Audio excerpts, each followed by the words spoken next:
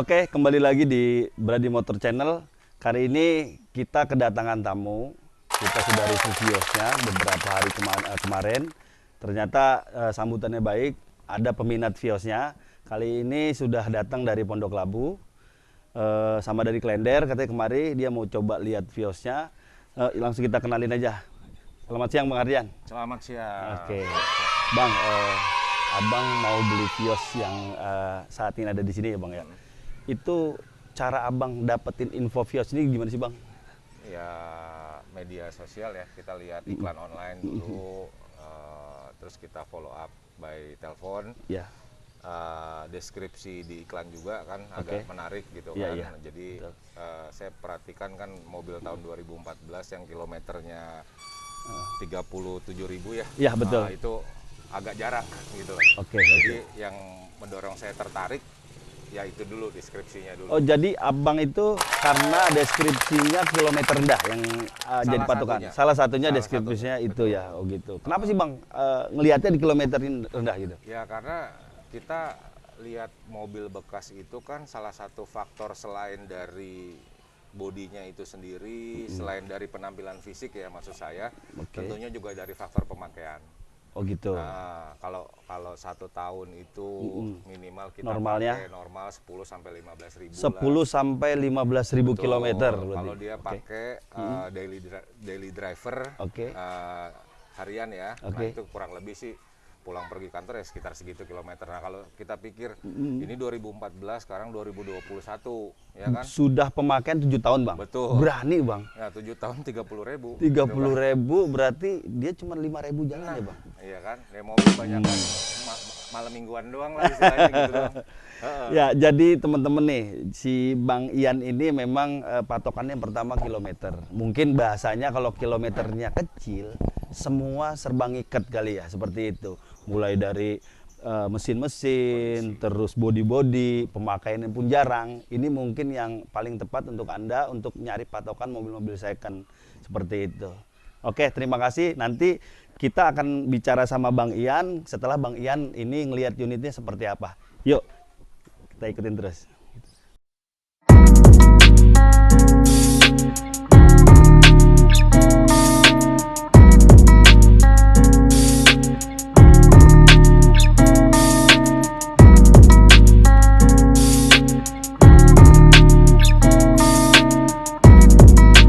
Oke teman-teman, ini unit Viosnya.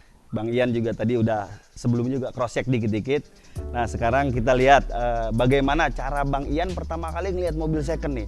Sebagai pemakai dia ingin pakai mobil ini. Nggak tahu kedepannya kalau dia mau jual lagi harga cocok ya silakan. Tapi kita lihat dulu caranya Bang Ian seperti apa sih Bang.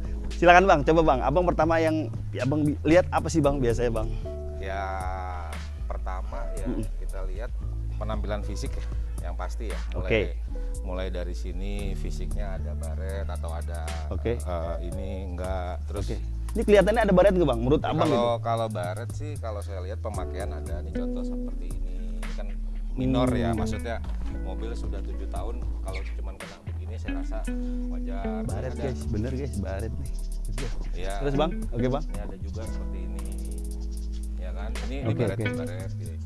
Memang kalau 7 tahun nggak akan ada yang sempurna cari mobil. Kalau sempurna kita mobil baru lah. Oh gitu aja. Tuh dengerin. Iya. Kalau beli mobil second mah jangan banyak terlalu komen maksudnya. Iya. Menurut Bang Ian, baret-baret kecil itu nggak masalah. Ya wajar gitu. Karena baret pemakaian. Nah, lanjut Bang. Sudah kita keliling ya semua. Ya kita lihat. Ini kan tadi patokannya kilometernya rendah. Betul. Ya kan. Nah kilometer rendah banyak faktor yang kita harus cek. Ini benar nggak? Kan kalau biasanya ada pedagang atau ada showroom atau ada oknum tertentu lah kita sebut ya yang suka menurunkan kilometer. Yang suka dia istilahnya menjustifikasi kilometer bahwa lalu dia Bang, tinggi. kayaknya itu jadi kesimpulan kejahatan ya Bang kalau nurunin kilometer itu gimana Bang? Menurut Abang gimana? Kalau pembelinya itu teliti, pembelinya itu ngerti hukum, dia bisa nuntut. Tuh teman-teman, kalau bisa jual apa adanya. Nih Bang Ian sebagai pembeli udah ngasih tahu tuh. Mungkin dia pernah ketemu kilometer diturunin segala macam, nanti bisa dituntut. Hati-hati kalau kita jualan itu apa adanya lebih enak loh. Gitu. Lanjut Bang Ian. Ya karena Karena kan kalau misalnya ya sekarang kita nggak ketahuan nih dari fisiknya kita bisa tertipu. Suatu saat kita cek masuk servis resmi, ini kilometer 30 ternyata di servis udah 90 udah 100.000. Nah itu kan bahaya. Tuh bisa dicek juga di rekod kata Bang Ian tuh. Itu rekomen banget tuh Bang Ian nih cara ngebeli mobil. Jadi teman-teman yang kalau mau beli mobil kali bisa melihat channel ini. Jadi buat patokan teman-teman tuh. Ya, oke lanjut Bang Ian. Ya selanjutnya kita sudah lihat fisik ya, fisiknya itu kita bisa lihat juga kondisi mobilnya dari door trim, interior, joknya. Ini joknya dibungkus ya, dibungkus cuman saran saya kita perlu intip, kita perlu lihat di balik jok ini kalau udah dibungkus gini kita tahu nih asli atau enggak. Kita bisa intip di sebelah sini nih. Nah, ini joknya masih mulus banget di dalamnya. Oh gitu ya Bang ya? Ya, jadi kondisi joknya segala macam. Nah ini kita baru bicara dari kondisi jok. Kondisi interiornya pantas ya. Terus posisi setir. Ih menarik nih. Nih teman-teman, kayaknya kalau teman-teman mau beli mobil, kayaknya harus dibantu sama seorang yang ngerti mobil dah. Ini Bang Ian baru ngomong jok nih. Saya juga bingung nih. Jok aja dia sampai tahu loh ini asli gitu. Kira-kira Bang apa sih yang paling simpel untuk melihat mobil gitu Bang selain jok ini? Ya kita lihat dari posisi ini aja. Kalau bisa lihat di sini interiornya ini sesuai nggak dengan kilometer. Dia ada bercak-bercak. Menurut Abang ini interiornya gimana Bang? Bersih atau gimana Bang? Ya kalau namanya mobil dipakai biasanya ada kotor-kotor seperti ini dikit. Kotor-kotor bekas injekan kaki. Atau bekas tutup kaki di sini. Bisa dibersihkan lah. Oh gitu. Tapi yang nggak bisa dibeli itu atau yang nggak bisa diperbaiki itu ketika setirnya itu rusak. Kan? Setir ini bukan model kulit. Bang, lebih enak kita langsung ke arah setir Bang. Oke Bang. Apa Bang? Setir itu apa Bang maksudnya?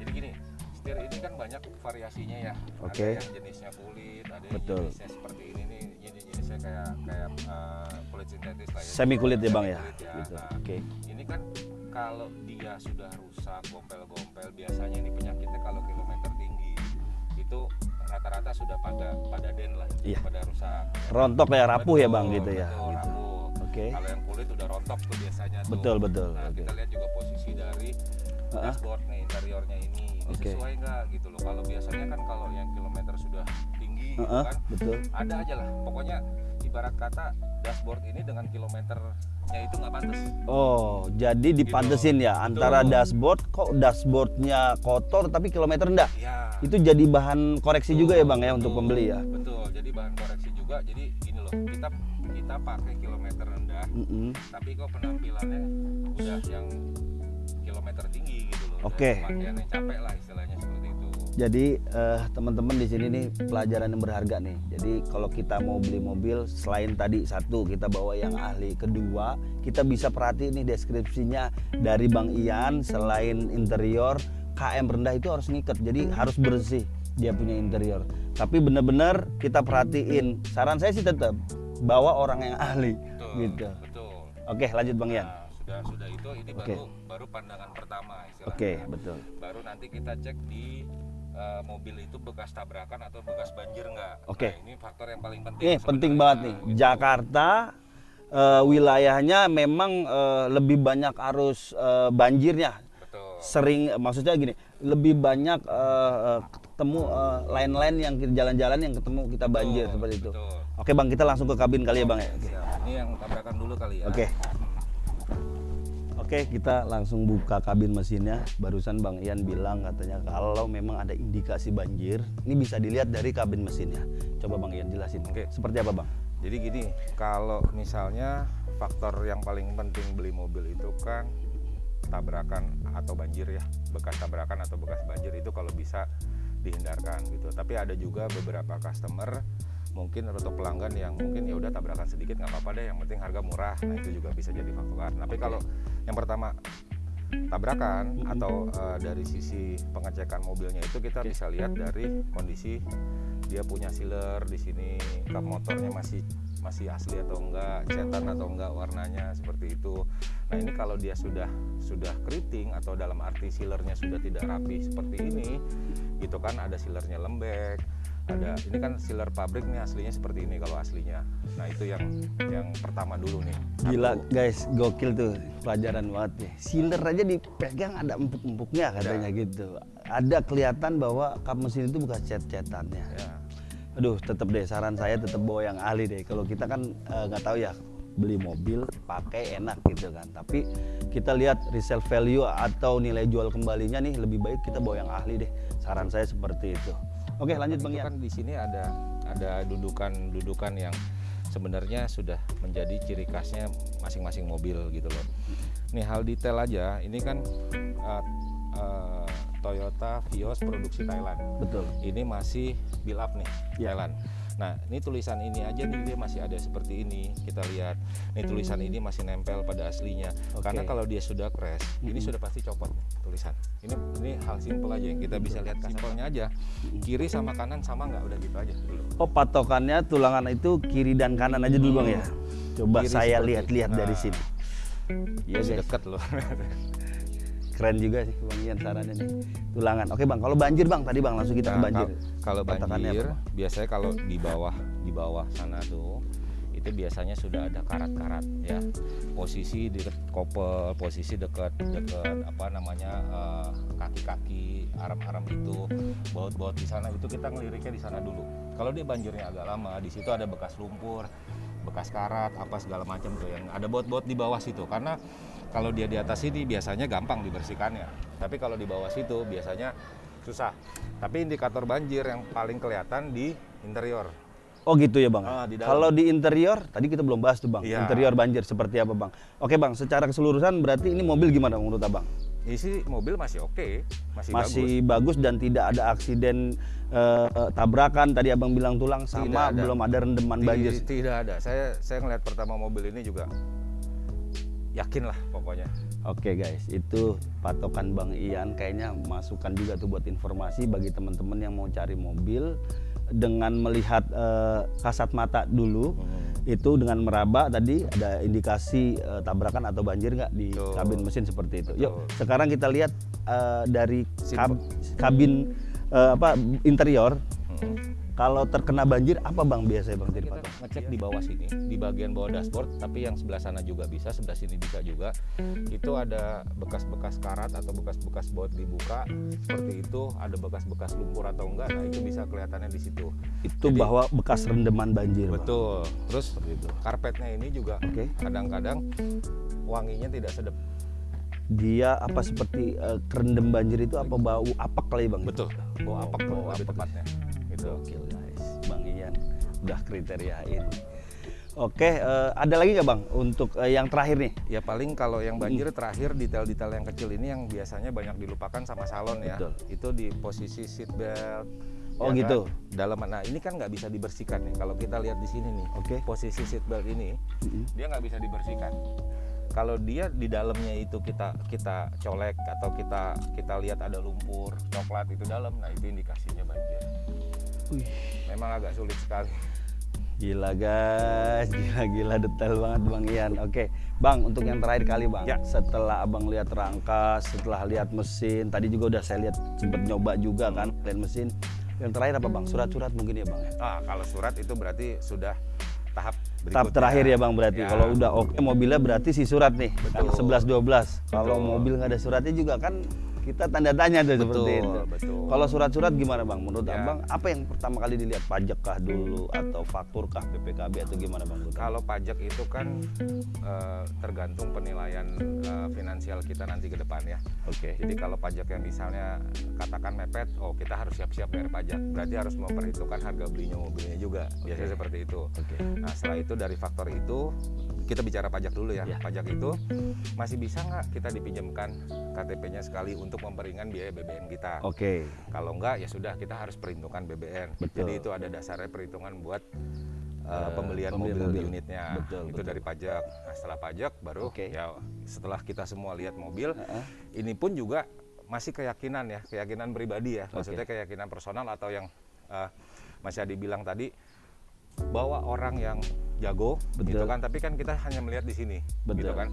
Kalau memang saran saya kurang yakin, bawalah KTPM Misalnya nih Toyota, bawalah ke Toyota. Ke dealer resminya ya Bang? Betul. Ya? Bisa Nanti dibantu di sana dicek ada general check up. Oh. Ya kan?